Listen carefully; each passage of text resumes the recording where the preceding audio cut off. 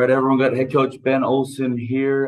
Ben, let's kick it off. I know it's been a bit of a break, 2 days out now. How's preparation going? How's the team feeling? We stepped away yesterday for Thanksgiving and it broke up the week, and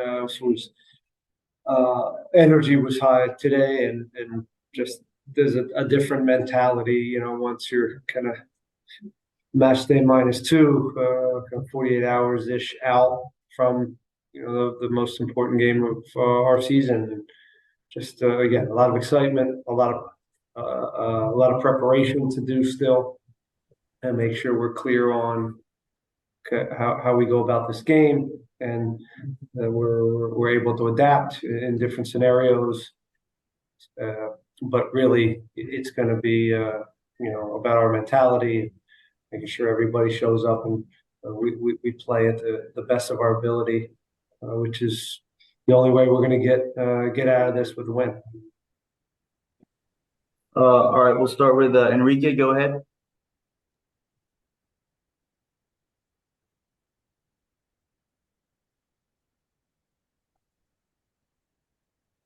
Enrique, can't hear you if you're talking. Can you hear me? Yep, we got you now. Oh, okay. How you doing, Coach? This is Enrique from Viva Houston, and I just want to ask you how the Coach feeling physically after the international games, and what could be the game plan for this Sundays?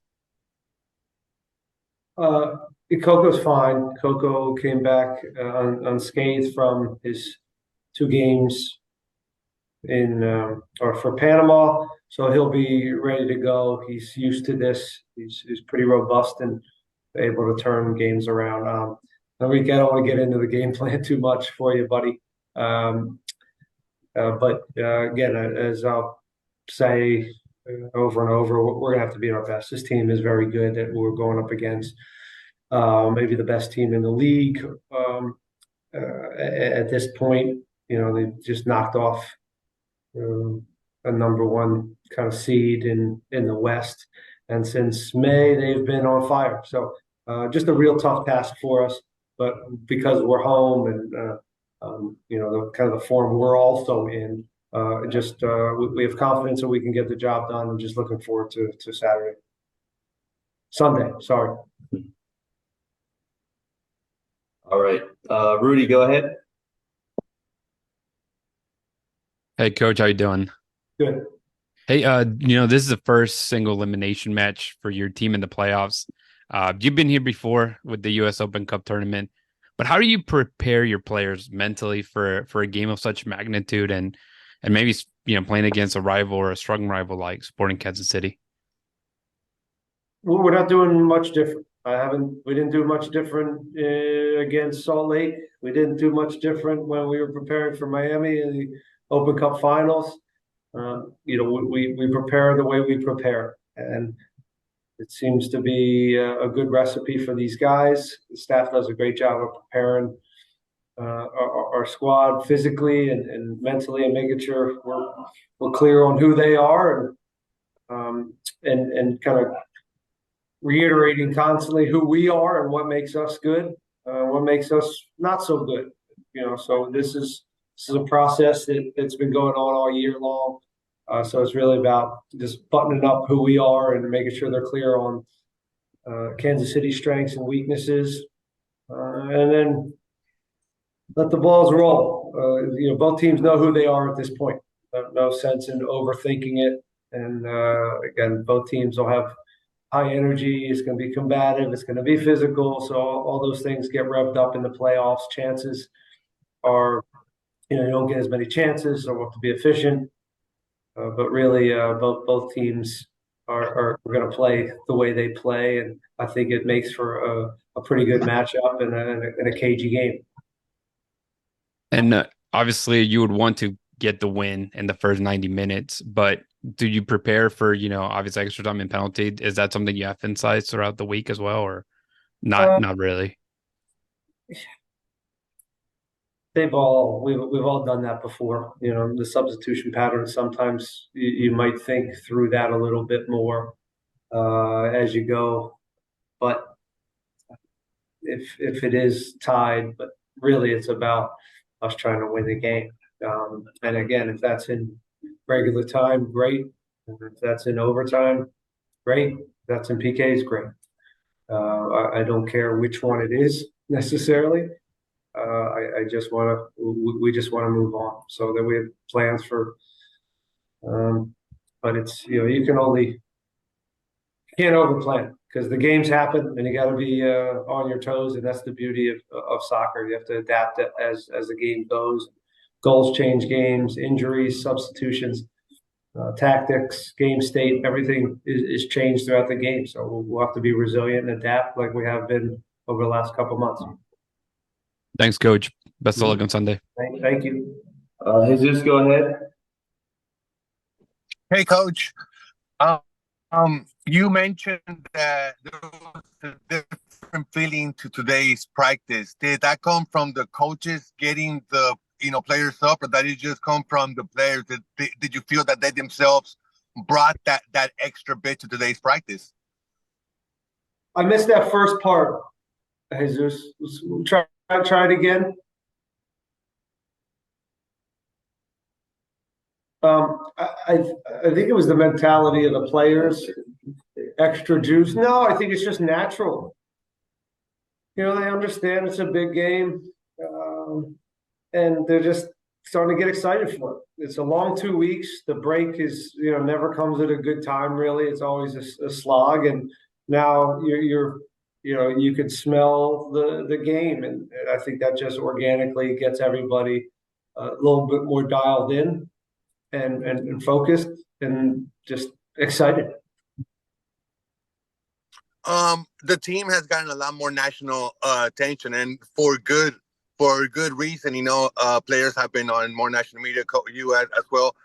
How do you still keep the team humble and still, hungry? I don't know if that, I would say even with the national attention, it's all with backhanded compliments. So I don't know that I don't know who's picking us, or I don't buy into too much of that stuff.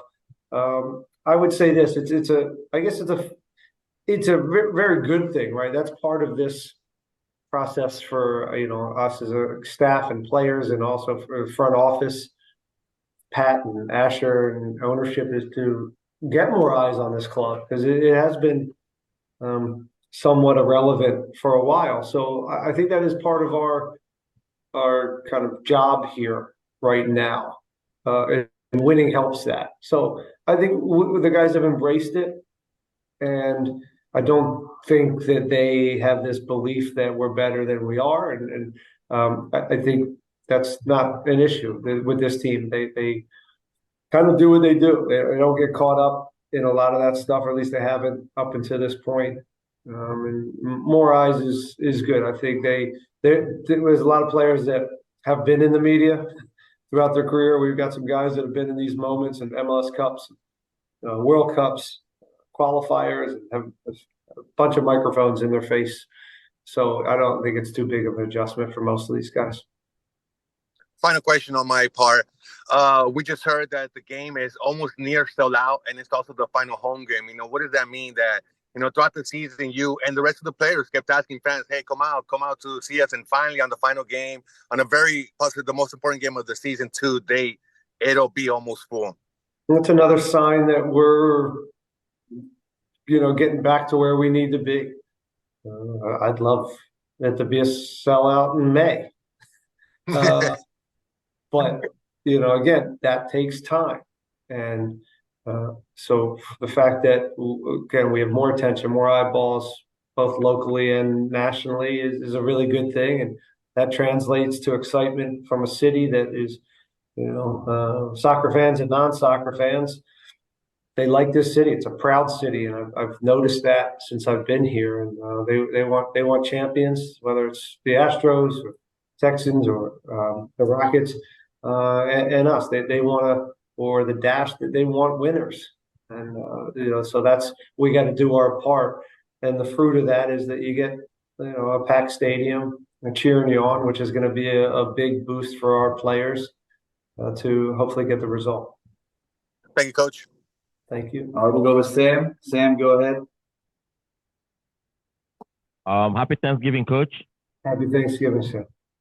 Yeah.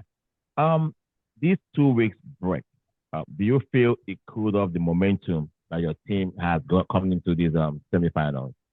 Well, hopefully it doesn't cool us off and it cools them off. They've had a little longer than we have had. They took care of St. Louis very early, so I'm sure they've had similar, difficulties in navigating the 2 weeks, or for them it was almost 3 weeks.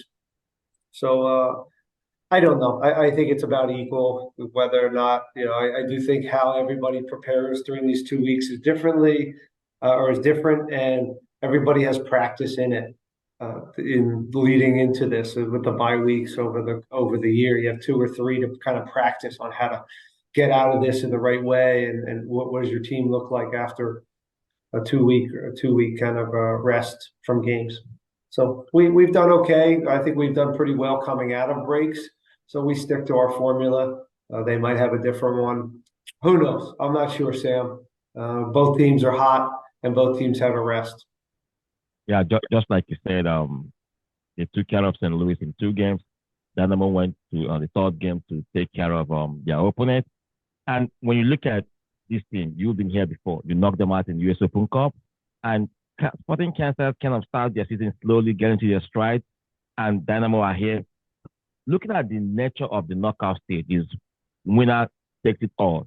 How do you plan to balance offensive and defensive play, having played this team before? And when you went to Sporting Kansas, you know what the result were. How do you plan to balance that? Well, we've looked at both, the home game and the away game. We don't put too much stock in the Open Cup game. It was a kind of a wacky game.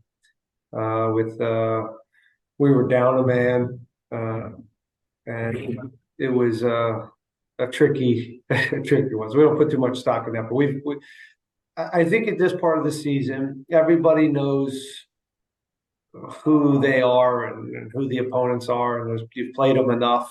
So there's not a lot of surprises. There'll be little tweaks, of course, from them and from us. But what I was the question? What did I take from those games, or how are we going to go about them, Sam? What was the question? Sorry.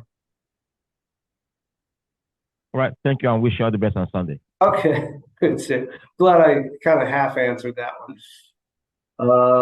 Herman, go ahead. Hey, Coach. Happy belated Thanksgiving. Thank you.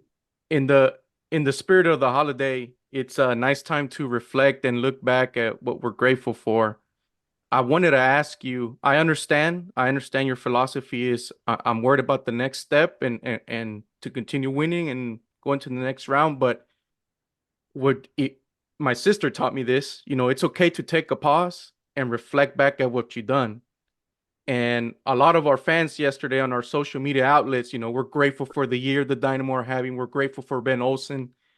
Can you reflect on the year that you've had so far, looking at it where we're at now? We're one step away from the conference finals, and how far we've come in a year. Was this even in your wildest dreams, or can you just talk about the reflection as you look back at the start of the year and where we're at now? Because I think it's tremendous, the turnaround this club has had in the short period of time. Thank you, and good luck on Sunday. Well, thank you for that. Your sister sounds like a wise person. I do think it's important, and we did kind of take a moment yesterday. We were off and spent it with family, and I'm very thankful for this year, and for me to restart as a coach and have this opportunity again. To be kind of blessed with this team and the energy that they have brought, and the entertainment value, and what they've been able to do this year to entertain and win home games, and build back a little bit more trust in our fan base. I'm thankful for my family transitioning here with me, and that going okay. Much better than I thought it would be when you bring a high school girl from DC to now Houston and uproot her to transition into a new high school. So those are the things that I'm really kind of thankful for. So yeah, yesterday is a good time for that. You're right. But this morning, I'm less thankful this morning, and I'm more about on starting to get really fired up for this match and focused on winning games. Good. Anyone else? All good. All right. Thanks, everyone. We'll have media resources available later on. Thanks.